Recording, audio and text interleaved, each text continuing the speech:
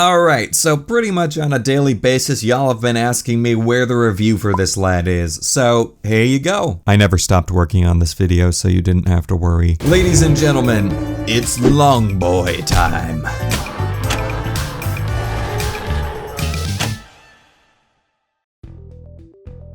Back in February 2020, I had the pleasure of visiting the American Museum of Natural History in New York City, and without doubt, one of the highlights of the experience for me was seeing my first ever titanosaur in person, the absolutely massive Patagotitan majorum. The moment I laid my eyes on it, it instantly became my favorite sauropod. The magical experience of standing next to the remains of such a large animal was incredible, to say the least. So I was excited when I heard that Safari Ltd made a Patagotitan for their 2022 line. It's been a good few years since we've gotten a new sauropod from Safari, with their 2019 Camarasaurus being the last edition, and to be honest, once seeing the promo images for this Patagotitan, myself and many others were underwhelmed when comparing it to previous releases. But now I have an early chance to experience this figure in hand thanks to Safari Ltd, and after sitting with it for a good little while, I can confidently share my concrete thoughts on it. So thank you, Safari, so much for this opportunity,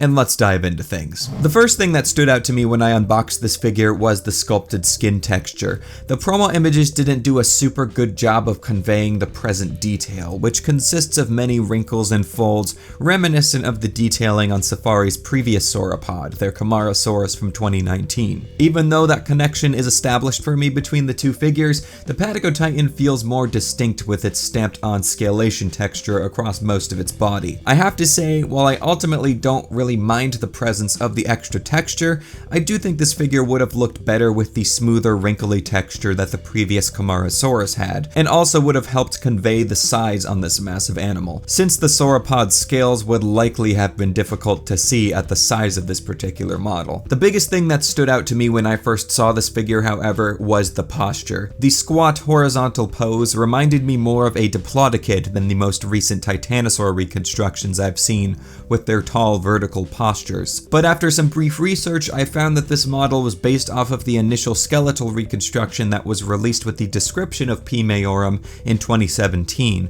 and it honestly matches with that skeletal well. The long horizontal silhouette, oh my goodness, no, it can't be. Is that a dragging tail? No, not again. Don't worry, I'm just kidding. The tail isn't actually dragging, it is drooping a bit towards its base, however. This was one of the main areas of the figure that bothered many people, including myself initially, but it's actually in reference to the structure of the Sauropod Sacrum, which seems to possibly suggest a slightly drooping tail on the animal. I cannot seem to find anything concrete on this, other than it is an idea based on the fossils from that part of the animal's body. On another note, however, recent reconstructions of Patagotitan seem to be challenging the original, more horizontal reconstruction of the animal, giving the sauropod the more vertical, tall-necked titanosaur stance. But yet again, this seems to be another controversial topic that I couldn't find a concrete consensus on. I, personally, have grown to like the posture more in hand, as it is very reminiscent of the pose that the Patagotitan skeleton had that I got to see in person, especially with that head swaying to the left. I do know, however, that the particular skeleton I saw had to be given a more horizontal squat stance so it would actually fit in the display hall. The other mounted Patagotitan skeleton at the Field Museum in Chicago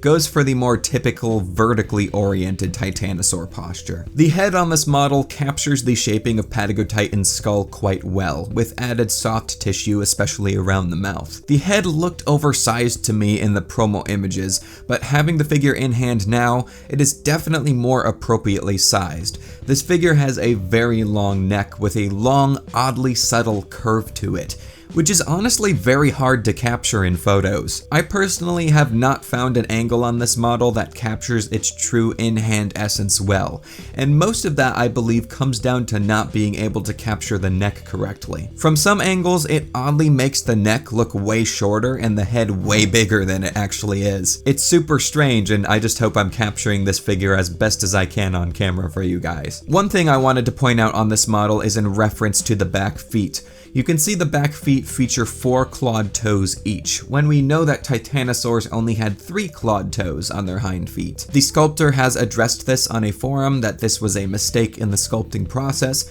but also brought up an interesting point in reference to a massive titanosaur footprint unearthed in the Gobi Desert in 2016. There is an impression in the footprint left by a 4th toe. It wasn't clawed like the main 3 clawed toes, but it might suggest a smaller hoof-like claw over the ungule on the 4th. Okay, and now that we got all of the sculptural stuff out of the way, let's address the size of this model. This Patagotitan measures about 16 inches long and is about 3.5 inches tall.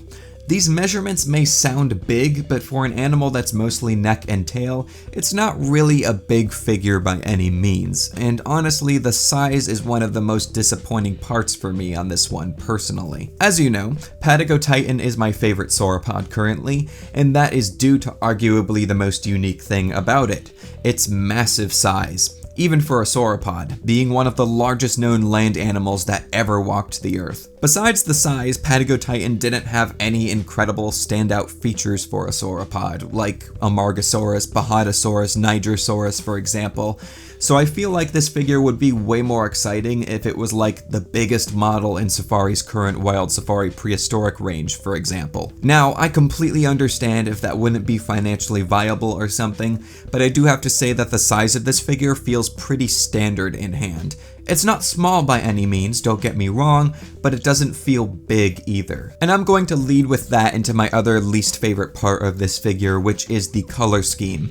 Disclaimer, this is totally subjective. I have nothing inherently wrong with the coloration that's on this model. The brown and tan colors are natural, the paint is very well applied, and I do like the little banding pattern on the tail. But I must say, we've been getting a lot of warm, duller tones from Safari recently on their dinosaurs, in 2020 especially.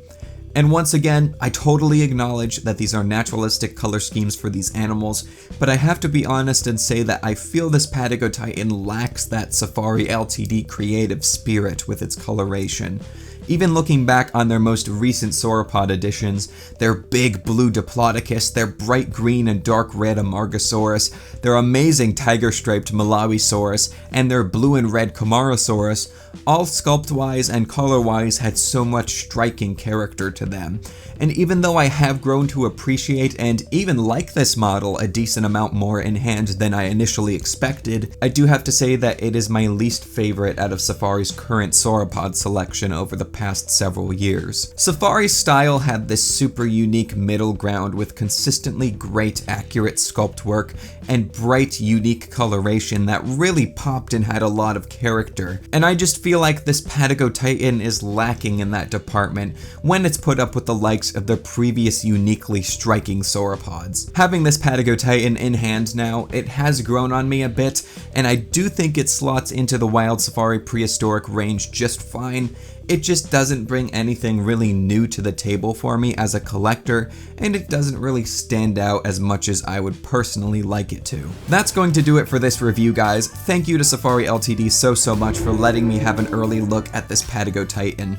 In the end, I can definitely say it has grown on me a bit the longer I have had it in hand. If you want to get this one for yourself, it is not available at the time of recording this video, but I will update the link in the description as soon as it is. As always, I'm really looking forward to seeing what else Safari Ltd makes for the new year. Let me know your thoughts on this one down below. Thank you all for watching, and I'll catch you all in my next video. So take care, and bye-bye.